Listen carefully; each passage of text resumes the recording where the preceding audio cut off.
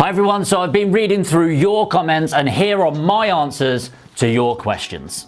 Jamie Fernandez, great question. What contracts do you use for an assisted sale? Well, there's a few different ones that you're going to be using here, and I use quite a unique way of doing this. So what I actually do is I do an option agreement on the property. So I've got that. I'm going to put a restriction on the property. Most people do something called a RX1. The problem with an RX1, or in that form of restriction, it goes on title, but really you're just notified if somebody's doing it. I prefer a UN1, which is a unilateral notice, which is a lot more powerful in my experience, and I will get a solicitor to lodge it so it's done officially and they understand that. But what I also do is I draw up a loan agreement. So if I'm going to put in £50,000, I will loan against it, check if they've got a lender. If they don't, I will put a charge against the property that can only be released once they pay me back. If not, I will put a second charge on the property and get agreement from the mortgage lender. So it's more like a loan agreement, at least protecting my original capital. Not many people do that, but it's the way I like doing it, to make sure that my number one concern is the risk and the preservation of my capital. Adam McGowan, great question here. Hard to get over. How do you get over the stupid fear of spending chunks of money on marketing such as leaflet, bandit boards, etc. before I am making money properly? Okay, great question. First of all, take out the word stupid. It's not stupid being worried about that. It's a completely logical worry and concern. The way that I see it is, I usually replace income with income. So for example, if I've got an expense where, let's say you're a smoker, I know it's a weird one, I don't smoke, but if you're smoking 10 a day, that's costing you £5 a day, that's £150 to £200 a month, give or take, okay? So if I stop smoking, what I do is I consider that I'm still paying for that, and I will put it in a separate jar and allocate it for that. You need to understand that it's an investment, okay? It's kind of like saying, how do I get over the concern of buying stocks and shares? It's like, well, it's an investment. There is risk, and it's understanding that it is an investment, not an expense to you. So the more money you put in, you're seeing a payback. And then once you see that payback, very quickly, I'll allocate a budget for that. Yesterday, actually, I was discussing with Alex, who's my multimedia manager, videographer, that by the end of this year, I would have been about £50,000 in to my investment for YouTube. Okay, the camera gear, the lights, the cameras, Alex's salary, and whatever other expenses. Now, obviously, there's other things that come from that, but I understand that 50,000 is at risk, and I'm not expecting massive amounts of money from that. But as this channel builds with the ads that you see maybe now that come up from this, it's going to make more money and generate more, and then hopefully funnel people into my education, or there'll be investors watching this that will invest money with me and get in touch. All of those things will start to pay back.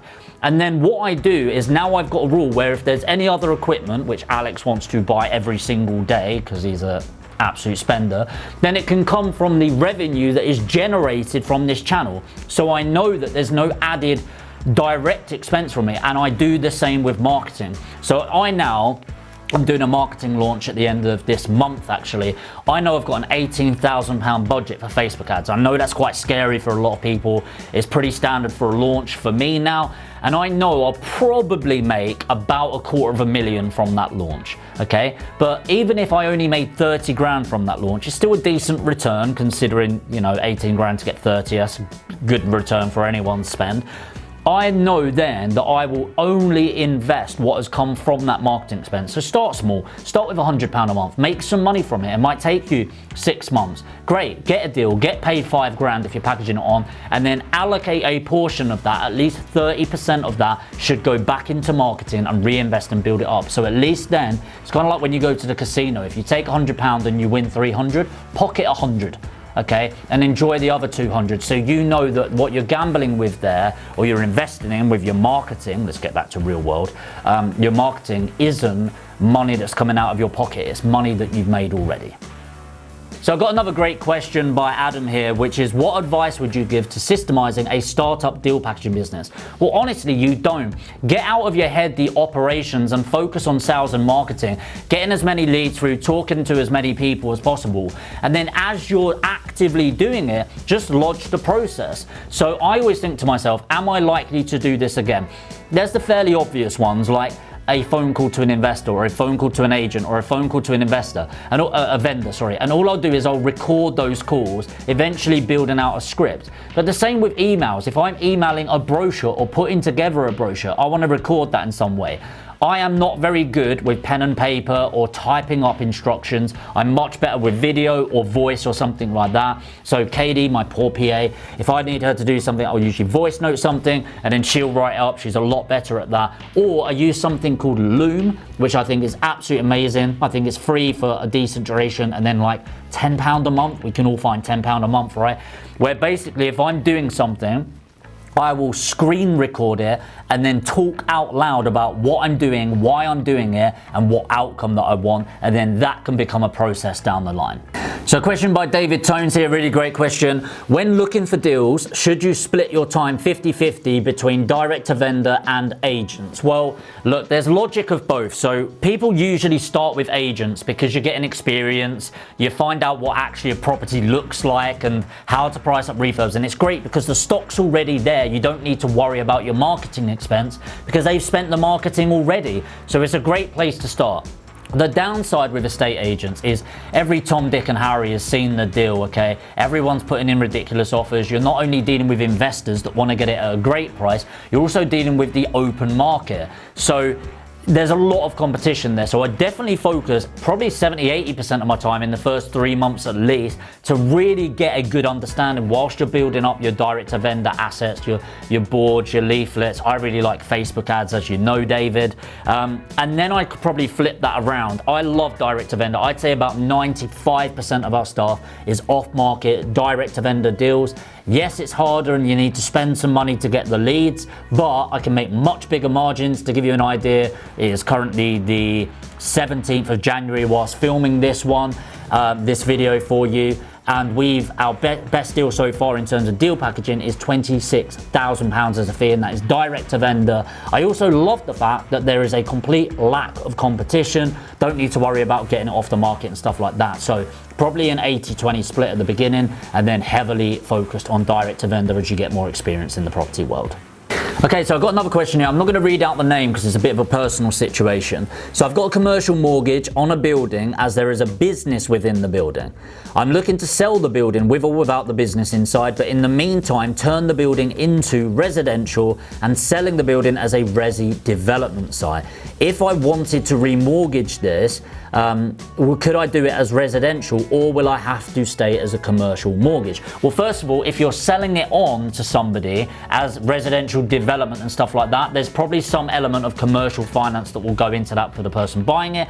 For refinance, if you're turning it into a residential and the business moves out of that and you've changed the use class into C3, so it's going to be residential, then that can be refinanced onto a residential mortgage. If you have got a business in there and it's all to do with that use class, whether it's B1 or B1A, which is typically office use, then it will have to be on a commercial basis, I'm afraid, which means that the rates will be repayment more than likely. It's not a bad thing. Interest rates will be slightly higher than residential, which is a bit annoying, and the loan to value will typically be closer to 65% loan to value rather than 75%, so you will have to leave a little bit more money in.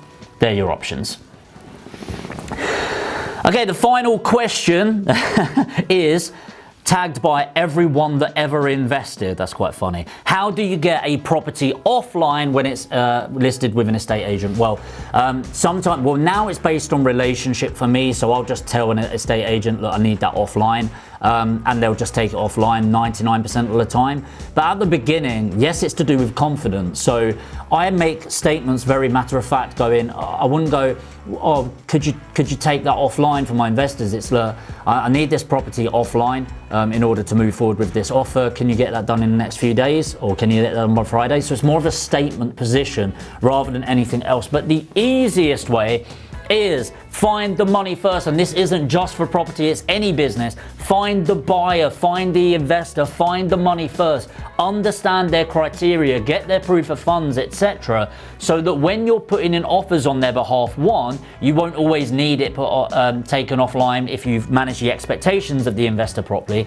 But also, if you know that this is something that they're looking for, you then go to the investor and say, hey, I found something for you. They're going to ask for proof of funds, etc. to secure it properly. Are you happy me using your information and your proof of funds to get that done? Yes. Explain to the estate agent, great, this is my investor buying it. They've agreed, they're happy with the numbers. Here are the details. Here's the proof of funds. Can you get that off by this Friday? So ultimately, as hard as it is, start with the money. Okay guys, so that's been your questions answered, and if you've got any questions that you'd like me to answer either directly or do a video around it, make sure to comment below. If you've got value from me answering other people's questions, make sure to hit the like button. It really does help push these videos to other people. And of course, if you want more videos like this around business, wealth, mindset, and of course property investment where you want me interacting, make sure to smash the subscribe button and the notification bell, and I'll see you in the next video.